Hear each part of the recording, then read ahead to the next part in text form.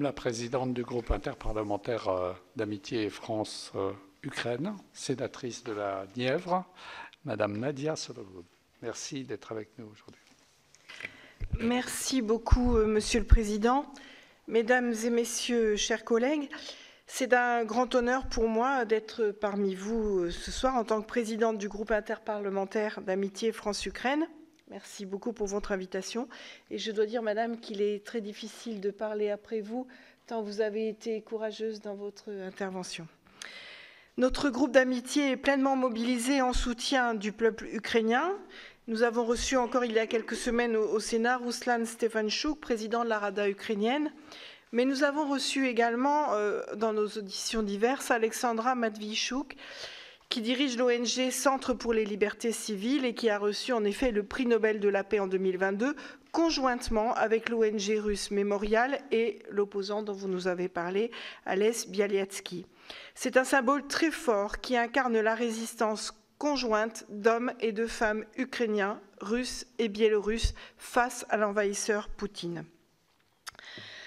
La résistante biélorusse se mobilise également pour l'Ukraine et nous en sommes infiniment reconnaissants depuis le début de l'invasion russe par des sabotages ferroviaires, des collectes de fonds et la constitution de bataillons militaires. Les opposants au régime d'Alexandre Loukachenko ont organisé un soutien important aux Ukrainiens face à l'offensive russe. Un mouvement souterrain en Biélorussie a planifié des opérations de sabotage contre les chemins de fer dont dépend la logistique militaire russe pour acheminer son matériel vers l'Ukraine. Cette sorte de bataille du rail a commencé quelques jours après le début de l'invasion russe déclenchée par le président Vladimir Poutine. L'organisation de ces missions nocturnes de sabotage passe en partie par Bipol, un groupe d'anciens policiers biélorusses exilés à Varsovie. La répression mise en place par les autorités biélorusses donne une idée de l'importance qu'elle revêt à leurs yeux. C'est pour cette raison que le Sénat a décidé de parrainer 3 prisonniers politiques, saboteurs du rail biélorusse, opposés à la guerre en Ukraine et qui font preuve d'un immense courage.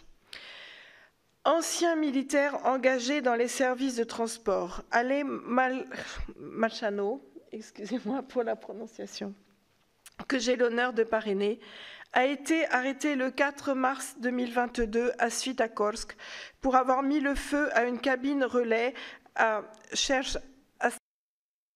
Sankavichi. Le 28 février 2022, rendant les signalisations et commutateurs inopérants sur cette section de la ligne Shlobin-Kalinkavichi qui continue vers la région de Jytomyr en Ukraine. Le 27 décembre 2022, Ale Malchano a été condamné à 21 ans de colonie pénitentiaire renforcée. Vladimir Auramtsao, parrainé par M. Jacques Lenay, qui n'a pas pu être présent ce soir, résident de la ville de Bobruisk, a été arrêté dans la nuit du 30 mars 2022. Selon les enquêteurs, il est impliqué dans la destruction de 2 armoires relais de signalisation ferroviaire près d'Ossipovichi. Vladimir Auramtsao a été condamné à 22 années de prison. Enfin, Chiarei Canavalao, parrainé par Ronan Dantec, que je remercie, était employé des chemins de fer de la branche de Vitebsk. Il a été arrêté le 6 mars par des officiers de la direction en charge du crime organisé et de la corruption et de la police anti-émeute pour préparation d'un acte terroriste. Selon le ministère des Affaires intérieures, l'homme planifiait de neutraliser les systèmes assurant la sécurité du trafic ferroviaire. Le 16 septembre 2022, le juge Rauchen Burunao de la Cour régionale de Vitebsk l'a condamné à une peine de 15 ans de colonie pénitentiaire et placé sur la liste des terroristes, le privant de tout transfert d'argent. Nos pensées les plus sincères accompagnent ces prisonniers, ces combattants de la démocratie, leurs familles et leurs proches.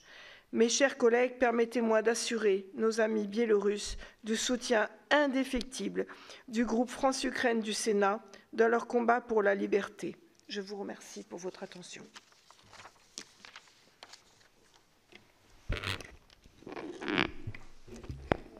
Je vais donc passer la parole maintenant à Michael Valette.